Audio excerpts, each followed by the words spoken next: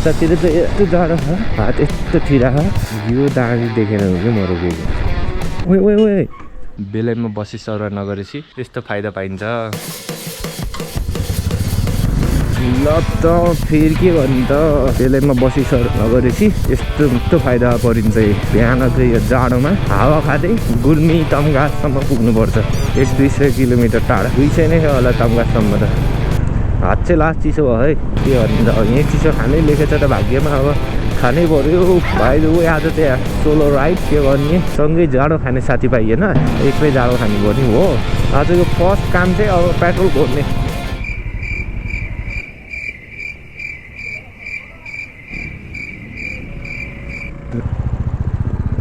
के हो मेरो त लाइसेन्स गायब छ त यार, झन् चिट रहेछ। लाइसेन्स चाहिँ कहाँ गएछ त नि मेरो त। ल म छक्क परेँ त। उही के आयो यत्रो ठुलो पोखरा हान्ने, भित्र टिभी आइसकेछ। सुरुमै मामाहरूको दर्शन पाइहाल्यो। ल लाइसेन्स बिर्सेको भनेर यसो खोज तलासी गरेको त यहाँ रहेछ कि लाइसेन्स। अघि चिर देखाइदिएको धन्न मानेको पुलिसले। ढुक्कले अब कुहिरो खाँदै जानु पर्यो। अब अगाडि देखियो होला, सेतै हो जय नेपाल। साइकल आजको चाहिँ मुख्य काम भनेको चाहिँ पासपोर्ट लिन जाने। अब बसै सर्वा नगरेको अब फाइदा हो किन भनिसक्यो के अरे।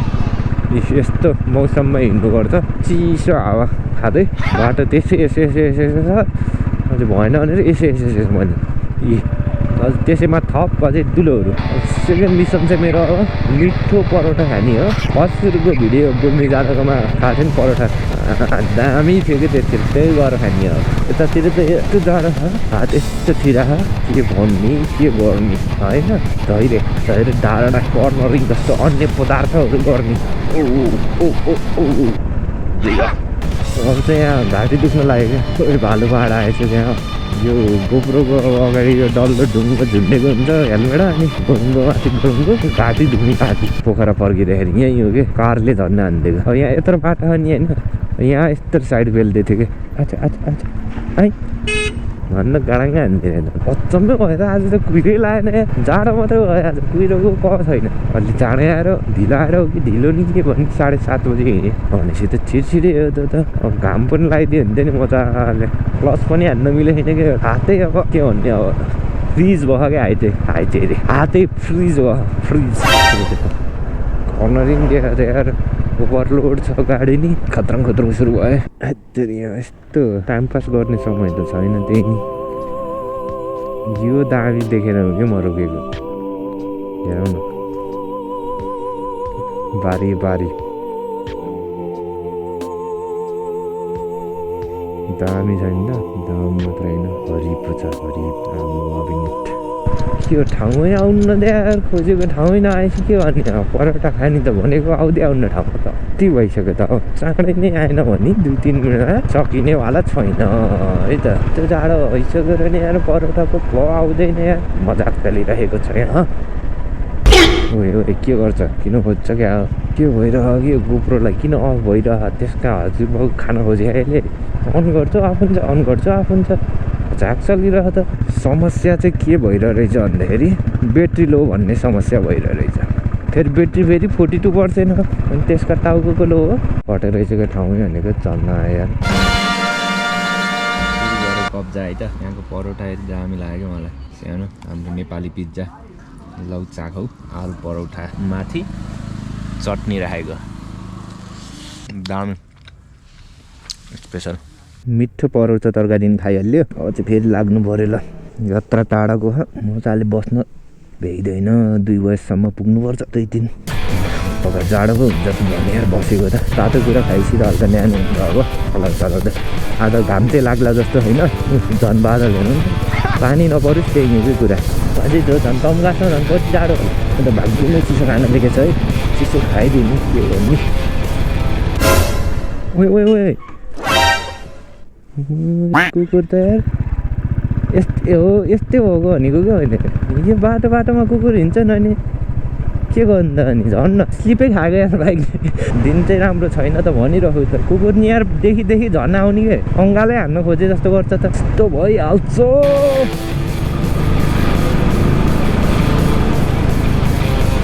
त्यही भएर ख्याल गर्नुपर्छ क्या हाइवे जस्तो नि होइन हाइवे के भन्ने यो बाटो हो ल बाटोको कन्डिसन चाहिँ अब बिग्रिँदै गइरहेको छ उयो यस्तो हेरौँ बाटो आइया क्लच हान्दा त हातै भाँचेला जस्तो हुन्छ हेरौँ न बाटो यस्तो नि हाइवे हुन्छ मङसेङ तर यो अफरोडको फाइदा भनेको यो ठुलो गाडीहरूलाई काट्न सजिलो हुन्छ क्या अफरोड भयो नि हल्का स्लो हुन्छ नि त त्यही बेला अनि बाइक चाहिँ ल मङ्सिरमा भिए पुल देख्न सकिन्छ त्यहाँ होइन यहाँको बाटो चाहिँ दामी डेन्जरस पनि है फेरि साइडमा भिरन्द गलाएँ 7 किलोमिटर यहाँ त हर्सिट रहेछ नि त यस्तो डाँडामा को बस्ने छ ढुङ्गाको सिधा यहाँ चाहिँ मेरो भन्ने नि रेस्ट गर्ने ठाउँमा सधैँको गाउँ जाँदाखेरि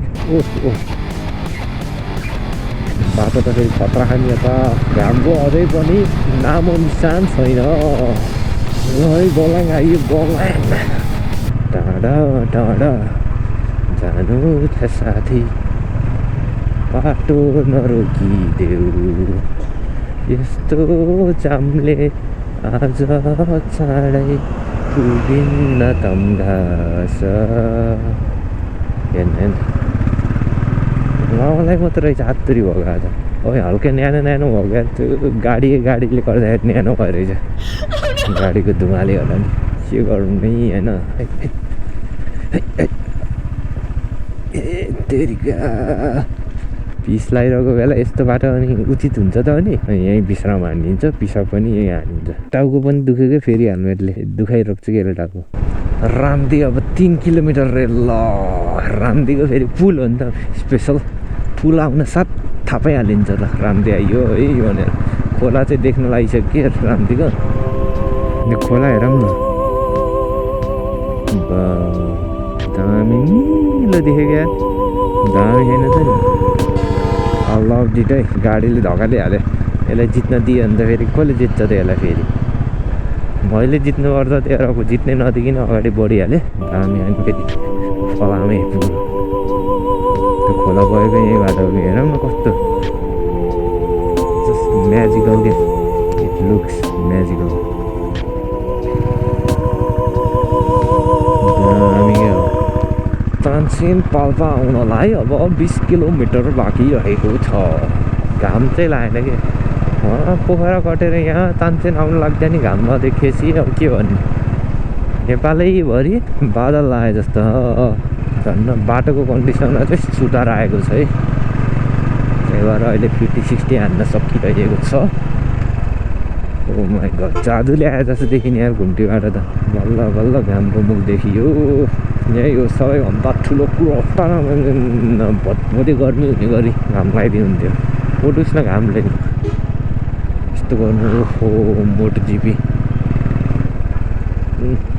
वाग्दै प्लास्टिक भुइँमा फाल्दै गरेको बाटैभरि त्यसमै चिप्लेर लोट्यो भने बर्बाद भएन ल चियापान मिठो गरियो घाम पनि तापियो अब फेरि तानसेनतिर लाग्नु पऱ्यो 12:45-50 भइसक्यो अहिले त 1 बज्न लाग्यो 1 घन्टामा पुगिन्छ त अनि पुगिन्न क्या 2 बजीसम्म पुग्ने छाडघाट देखिएन 3 बजेसम्म चाहिँ पुगिन्छ कि 3 बजीसम्म त यहीँ अब पुग्नुपर्छ त्यहीँ बजारमै 3:30 सम्म भित्रै छिरेर पासपोर्ट लिइसकेको हुनुपर्छ मैले 4-5 बजीतिर त बन्द हुन्छ होला 4 बजी हुन्छ कि 5 बजी हुन्छ कि हुन चाहिँ हुन्छ है बन्द अब चाँडै तानसेन आए ओहो के हो त यो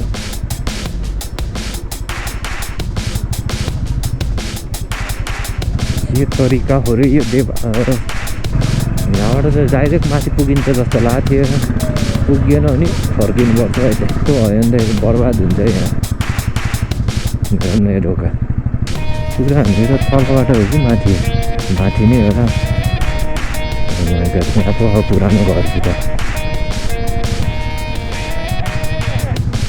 घुम्न त खुब हिँडेको यो बाटो नरहेछ भने पो दुःख पाइन्छ र तर पोजिटिभ भाइब्सलाई जारी राखेर हिँड्नु पऱ्यो नि के गर्ने यस्तै हो क्या हो यस्तै अप्रोड हिँड्नु जस्तो लाग्छ 4-5 वर्ष पहिलाको कुरा फेरि अहिलेको चाहिँ होइन हो यहीँ रहेछ बाटो यहाँ त सर्टकट अब भन्ने नि त्यो सर्टकट नले भए चाहिँ यहाँ तलबाट आउनुपर्ने कि यताबाट आउनुपर्ने तर सर्टकट लिनको कारणले डाइरेक्ट यहाँ आइयो के हो लौ अझै नि मतलबै छैन कार गराउने सोच रहेछ क्या जोडेर 4-5 गाडी जसरी हिँडेर हुन्छ अनि हार्थोकमा आयो हार्थोक कि तमघास 65 किलोमिटर 65 1 बजे 1:30 भइसक्यो क्या आधी घन्टा त रिडी पुगिएला भनौँ न अब आशा गरौँ आधी घन्टामा 2 बजीसम्म रिडी पुगिएला अरे होइन 2 बजेबाट 3 बजे 1 घन्टामा पुगिएला त अन्त जे कुराको कमी थियो त्यो कुरा पुरा भयो है धन्यवाद सनसेन 2 घन्टा रे त्यो 2 बजिसक्यो नि यहाँ 2 बजेमा पुग्ने भनेको 2:30 भयो 4 बजीसम्म पुगिन्छ कि भनेको 4-4:30 बजीसम्म त जसरी पुग्नुपर्छ 5 बजी त बन्द हुन्छ अफिस टेन्सन छ हजुर टेन्सन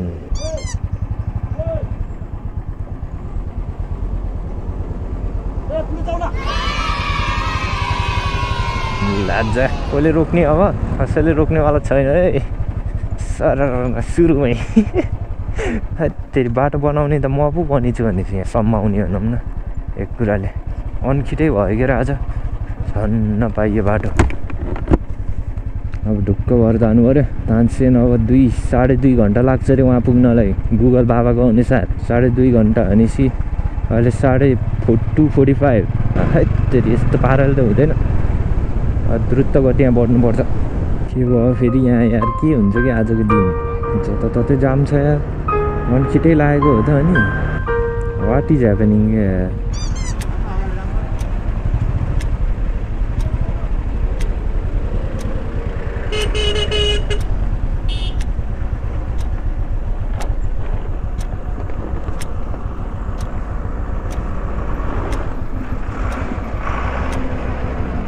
तेरि अनि किट लाग्छ क्या आजको दिन त यार झन्न ठुलो जाम नरहेछ पार गरिहालेँ यहाँ फेरि अर्को सुरु भयो क्या फेरि ए बरीले फक के हुन्छ यार यस्तो यार के भएको क्या आजको दिन म त छक्क परिरहेको त यार जहाँ गयो नि जाम यो बाटो आउनै नहुने रहेछ क्या 2 बजे 3 बजे 4 बजिसक्यो बाटो पो कब्जा खाँदै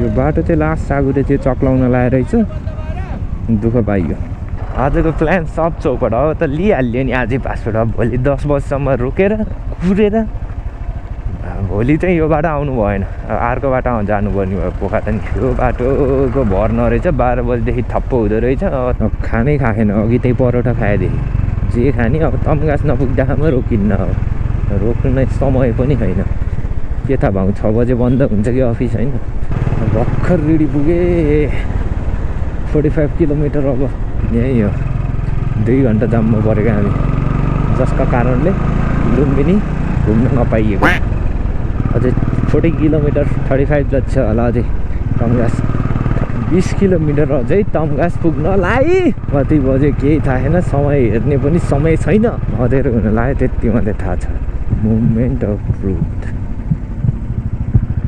लेट्स हेभ ट्राई है